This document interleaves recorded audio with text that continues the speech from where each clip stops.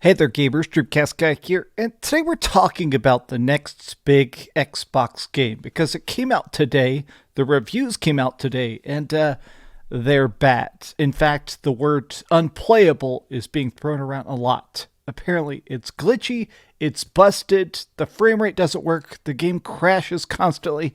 It's bad, but let's talk, because Stalker 2 is a very unique style of game, and I think that the fan base is so dedicated, some low scores aren't really going to scare them off, but I'm still curious about it. So let's discuss. Hi, hope you're having a great day, and if you could, please give this video a like and subscribe if you haven't already.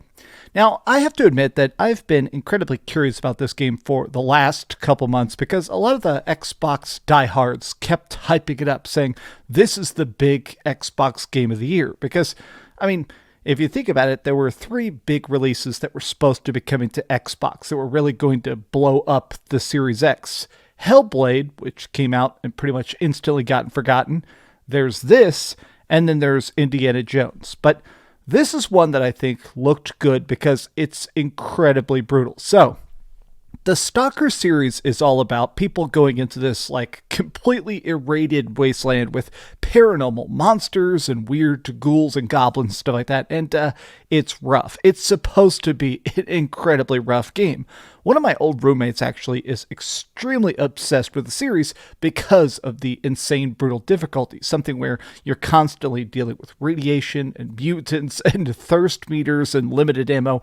But I think a lot of people are shocked to see that not only is it getting a 74 on Metacritic, but a lot of websites are saying we straight up can't review it. So over here on Blue Sky, I've seen multiple reviewers and stuff saying the game is unplayable. Where's our Stalker 2 review? Well, there are a few more anomalies than we expected. So Eurogamer just doesn't even have a score up. I think IGN also doesn't have a score up yet. They're saying it's refreshingly brutal as an FPS, but so far technical issues and severe bugs have been adding the wrong kind of friction. So I want to take a look at some more blurbs. I want to read some stuff, but real quick, this is a video that was just posted by SkillUp. I've mentioned in the past, I think SkillUp is one of the best reviewers in the world, and he just posted this great, super long 31-minute review. I've watched it. It's a really good video, but at one point, he spends a huge chunk of the video just showing the constant glitches. Now, if this looks like it's really low frame rate,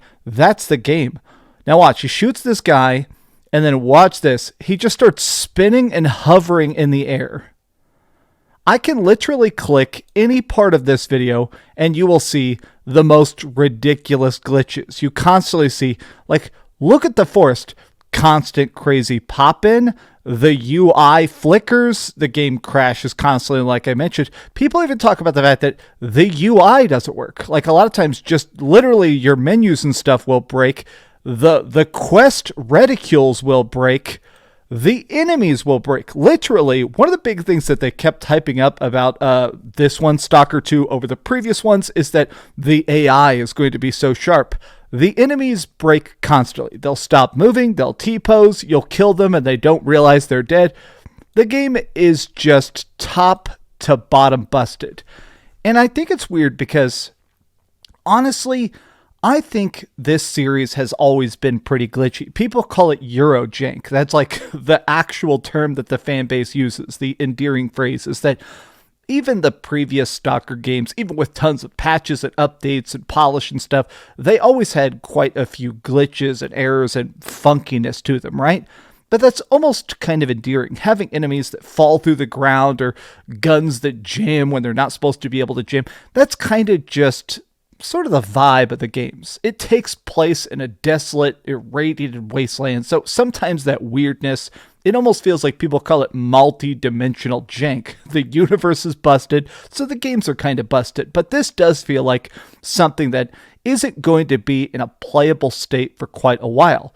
Just today, so while the reviewers were playing it, they had 5 separate patches. They kept trying to fix the game even during the course of the review period, and even today, they released another 130-day patch, 130 gig patch the day the game came out, and people were like, bro, the game is just not in good shape. All right, here's our Stalker 2 review by Jason Rodriguez. Even beyond its bugs and performance problems that are being fixed on the day, it stretches a 12-hour game into a 40 to 100-hour one without doing much to fill the extra space. So a big mechanic of this is all about the raw survival instinct. People are going into this terrible, desolate place to try and find different artifacts that can do different stuff, like give you power-ups, extra stamina, cool abilities, and stuff like that. But during the course of it, you're dealing with radiation sickness, starvation, and a lot of different crazy people. And I've heard that the constant glitches are what make it so distracting. Like, one of the things I've heard multiple reviewers talking about is this radiation symbol on the screen. Anytime you start to get irradiated at all, oh God, look at all the constant glitches, it will actually put all sorts of constant fizziness on the screen. Can I even find a clip of it? I've seen people talking about it. I've seen multiple reviewers. Yeah, see this weird static on the screen? Most people say you see that about 30% of the game. Constantly, you have snow on the screen at all times. And people talk about the fact that this can't be shut off. It's a permanent feature of the game, and it becomes incredibly annoying. God, I think I hate any sort of visual effects like that. It's a personal gripe of mine ever since I initially played Fallout. I think Fallout, obviously Fallout's a great series. Fallout 3, Fallout New Vegas, some of the best RPGs of ever.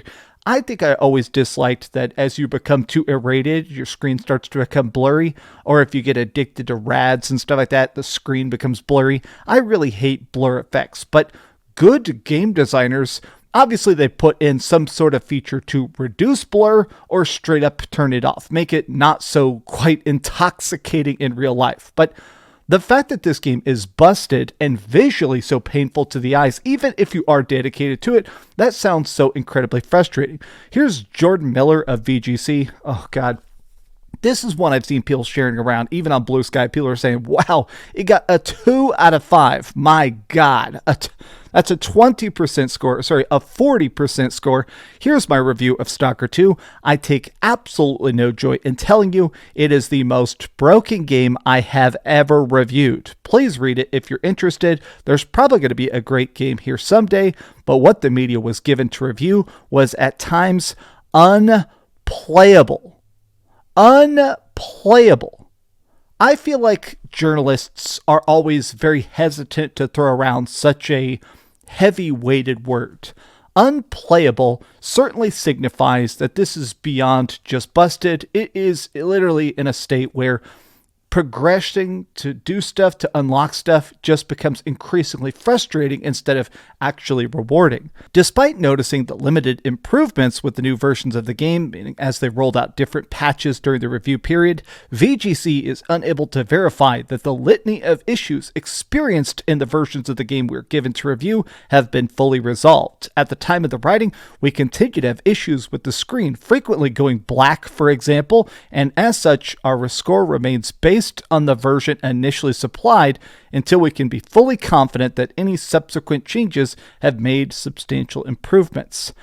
It is sad to see that pretty much everybody is being, man, it's just not a good game. You can appreciate it, you can play it. I'm not telling you that you can't have fun with it, but even IGN journalists are saying, I love Stalker. I grew up playing Stalker. It's a refreshing and brutal game. It's a masterclass in atmosphere. It's also the worst technical issues I've seen, and I'm still in the process of reviewing it.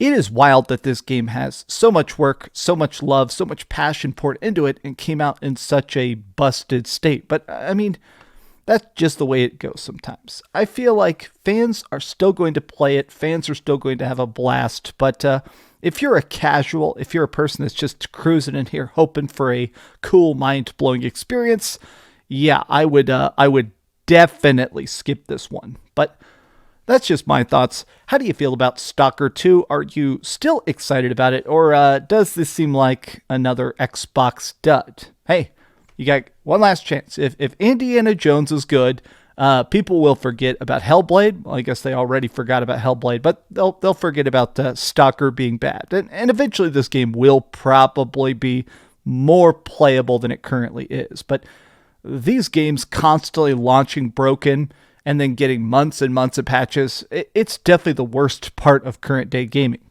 But tell me your thoughts in the comments down below. And if you enjoyed this video, be sure to give it a like, subscribe if you haven't already, and please keep dreaming. I just realized I'm still wearing my PlayStation shirt. People are going to be pissed in the comments. But hey, I don't know. I don't know what to say. Thanks so much for watching that video. If you want to see something else, you can always click this link to see what I put up last, or, subscribe and see what's coming up next. Also, I promise that whatever I do, it'll try not to suck.